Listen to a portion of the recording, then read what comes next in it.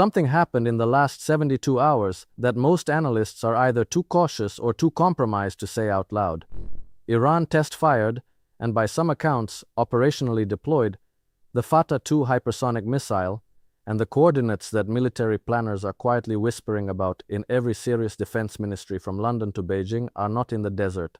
They are urban, they are precise, and one of them, according to multiple open-source intelligence threads and regional defense analysts, corresponds directly to the flight path envelope covering Ben Gurion International Airport. Now, I want you to sit with that for a moment, not because it is sensational, but because of what it means structurally, strategically, and historically. Ben Gurion Airport is not just a civilian hub, it is the psychological lifeline of the Israeli state. It is the one artery through which capital flows, through which elites evacuate, through which diplomatic pressure is either applied or released. The moment that artery becomes genuinely threatened, not theoretically, but operationally, the entire calculus of Israeli deterrence, American extended deterrence, and Middle Eastern power projection changes, not gradually, instantly, and here is the critical realization I want to plant right now, one we will fully unpack in the final third of this conversation. The Fata missile is not simply a weapon, it is a message encoded in physics, and the audience for that message is not just Tel Aviv, it is Washington. It is every NATO planner who still believes that technological supremacy alone can stabilize a region that has been deliberately destabilized for 30 years. We will return to that. Because once you understand the full geometry of what Iran has built, and why now, you will never read a headline about the Middle East the same way again. Let me take you back. Not to last week, not even to October 7th, but to a moment in 2020 that most Americans either forgot or never fully understood. When the United States assassinated General Qasem Soleimani at Baghdad International Airport, the strategic community on both sides of that decision understood something that was never communicated to the public. Iran's response was not going to be immediate, it was not going to be emotional, it was going to be architectural, meaning that Iran made a decision in the aftermath of Soleimani's killing to restructure its entire deterrence posture around a single inescapable logic, the logic of guaranteed second strike capability and, more importantly, guaranteed first strike survivability. Everything you are watching unfold today with the Fata missile program is a direct consequence of that architectural decision made over 4 years ago. Now, to understand why this matters, we have to look at what hypersonic actually means in the context of Israeli and American missile defense. The word gets thrown around constantly in Western media, usually accompanied by dramatic graphics and breathless narration, as if the concept is self-explanatory, but it is not. And the gap between what the public understands about hypersonic and what defense engineers understand is precisely the gap that determines whether a nation can defend itself or not.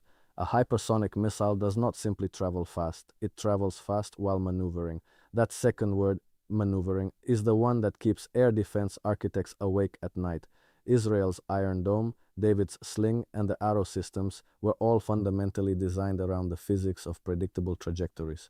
You detect, you calculate the intercept point, you fire, but when the incoming object is changing its vector at Mach 13 to Mach 15, the intercept calculation becomes, in practical terms, a coin flip, and Iran knows this. They did not stumble upon this knowledge. They invested in it, they acquired it, through channels that Western intelligence agencies monitored, but could not fully disrupt, and they have now refined it to the point where the Fata 2 represents a genuine, not theoretical challenge to every layered defense system in the Israeli inventory. But here is where I want to ask you something directly, because I genuinely want to hear what this audience thinks. Do you believe that the American defense establishment, the Pentagon, Lockheed, Raytheon, the entire complex, has been honest with the American public and with Israel about the actual intercept probability against a maneuvering hypersonic target? Because if you look at the testing data that has leaked, if you look at what the Congressional Budget Office has quietly published about intercept rates, and if you compare that to the confident public statements coming from official briefings, you will find a gap so wide you could park an aircraft carrier in it.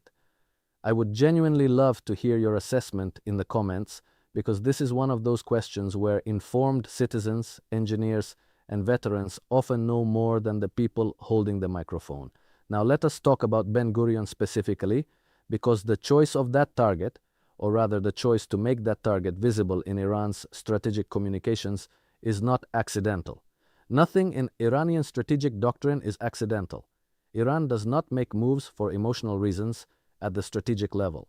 They are extraordinarily patient, extraordinarily calculated, and they have been playing what I would describe as a generational chess game rather than a reactive street fight. And on this particular chessboard, Ben Gurion Airport occupies the Queen's Square. Here is why. In 2024, during the initial exchange of fire between Iran and Israel following the Damascus consulate strike, something happened that received about 48 hours of mainstream media attention and was then quietly buried. Ben Gurion Airport temporarily suspended international flights, not because a missile landed, but because the credible threat of missiles landing was sufficient to trigger that suspension. Airlines made that decision independently. Insurance underwriters made that decision.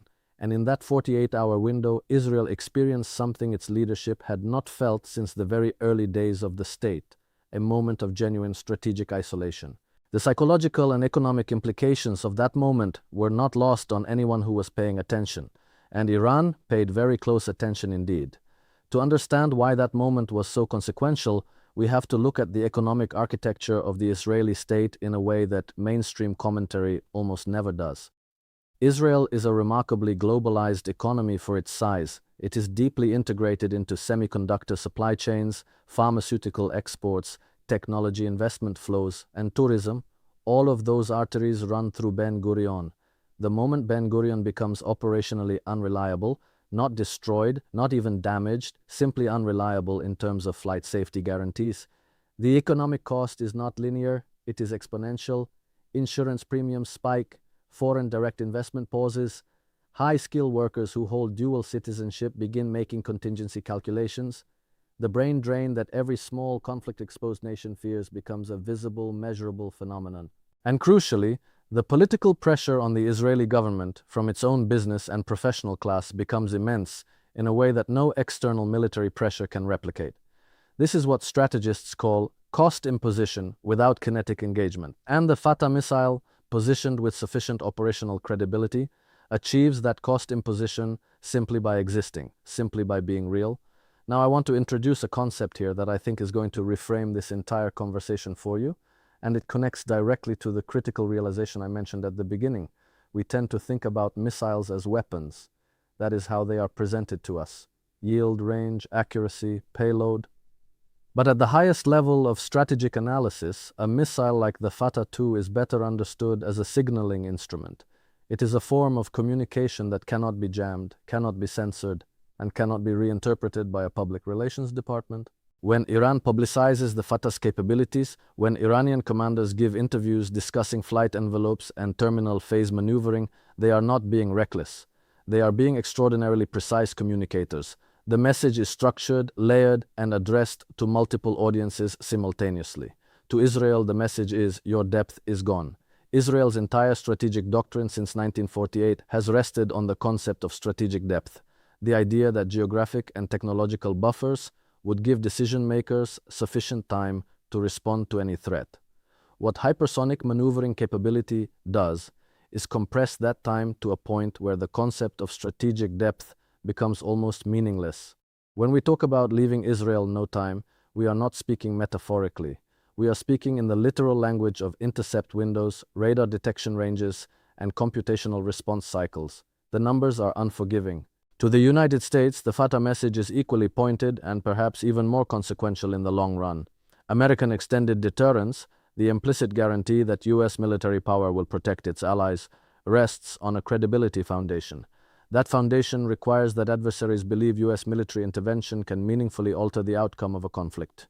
But if a regional power can hold the primary civilian and military transit hub of a major U.S. ally at genuine risk with a weapon system that available U.S.-supplied defenses cannot reliably defeat, then the credibility of extended deterrence begins to erode. Not immediately, not publicly, not in ways that make headlines, but in the quiet calculations of every foreign ministry and every defense procurement committee from Riyadh to Seoul. That erosion is registered with extraordinary precision. And this is why the Fata program is not just about Israel and Iran. It is about the entire architecture of American power projection in the 21st century. Let me ask you another question here, because this is the kind of thing I want serious people thinking about. We have spent, as a country, trillions of dollars on missile defense systems over the last 4 decades. We have the Patriot, we have THAAD, We have contributed to Israel's layered architecture. We have funded research programs at a scale that would make your eyes water if you saw the actual numbers rather than the sanitized budget line items. And yet here we are, in 2025, watching a country under maximum economic sanctions, cut off from the Western financial system, unable to import most advanced manufacturing components through legal channels, and that country has apparently solved the hypersonic maneuvering problem to a degree that gives serious defense analysts genuine pause. What does that tell you about where the money actually went? I am not making an accusation. I am asking a structural question. And I suspect many of you in this audience, particularly those with engineering or military backgrounds, have your own very precise answers. I would genuinely like to read them. But to understand why this development sits at the intersection of multiple converging crises, we have to look at what is happening in the broader regional and global context right now, because no weapon system exists in a vacuum, and the Fatah's strategic significance is enormously amplified by the particular moment in which it is being deployed as a signaling instrument. We are watching, simultaneously, the slow-motion collapse of the Abraham Accords as a meaningful security architecture, the deepening of China-Iran economic ties through the 25-year cooperation agreement that the Western press covered for about a week and then largely abandoned, the active reconfiguration of Gulf state hedging strategies as Saudi Arabia and the UAE quietly pursue simultaneous relationships with Washington and Beijing, and perhaps most importantly, the ongoing erosion of the petrodollar framework that has underwritten American financial dominance since 1973. These are not separate stories, they are chapters in the same book. And the Fata missile targeted at Ben Gurion's flight envelope is the sentence at the end of a very long paragraph that has been building for decades. Here is the thread that connects all of it. American power in the Middle East has always rested on two pillars. The first is military, the ability to project force rapidly, decisively, and with overwhelming technological advantage.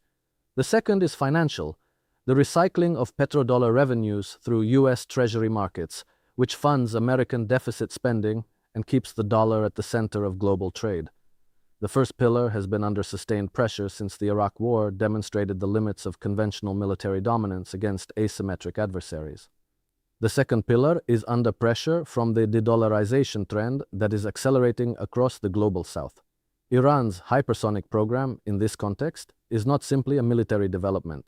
It is a geopolitical wedge being driven between those two pillars at the precise moment when both are already showing structural stress. That is not an accident. That is a strategy, a long-term, patient, architecturally coherent strategy that was designed in rooms where people were thinking in decades rather than election cycles. Now, I promised you a critical realization, and we are approaching the moment to unpack it fully. Earlier, I said that the Fata missile is a message encoded in physics. Let me tell you exactly what that message says and to whom it is most urgently addressed.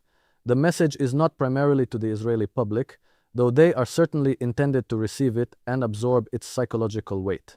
The message is not even primarily to the Netanyahu government, though their decision calculus is absolutely affected.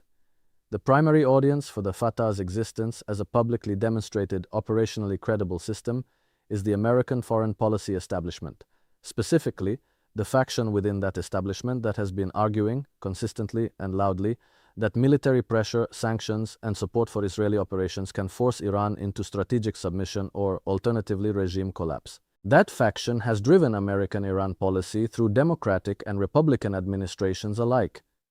And what the Fatah says to that faction, in the language of physics and engineering that cannot be spun or contextualized away, is this: the strategy has failed. Not partially, fundamentally. Iran is stronger today than it was when the maximum pressure campaign began. Its missile program is more advanced. Its regional influence, despite extraordinary efforts to contain it, is broader. And the window for a military solution that does not carry catastrophic escalatory risk is, at this point, effectively closed. This is the realization that official Washington is wrestling with in private, even as the public messaging continues to project confidence and resolve. And it is a realization with enormous implications, not just for Iran policy, but for the entire conceptual framework through which American grand strategy has been conducted in the post-Cold War era. The assumption that technological and financial superiority could be translated into stable political outcomes in the Middle East has been tested empirically, repeatedly, and expensively, and the results are not ambiguous. The question that serious American strategists are now asking, quietly, in places that are not covered by cameras, is whether there is still a framework for stable engagement with Iran that does not require one side or the other to accept terms of absolute humiliation. Because humiliation, as any serious student of history knows, is not a stable political outcome. It is a deferred explosion. And let me ask you this, because I want your honest perspective. If you were a senior American strategist, sitting with the full intelligence picture, watching the Fata 2 flight test data, watching the Gulf states hedge, watching the de-dollarization trend accelerate, watching the domestic political environment in both the United States and Israel make bold diplomatic pivots nearly impossible, what would your move be? What does a responsible, clear-eyed American grand strategy look like from this particular position on this particular chessboard? Because I do not think the answer is obvious, and I do not think the people currently in positions of authority are asking the question with sufficient intellectual honesty.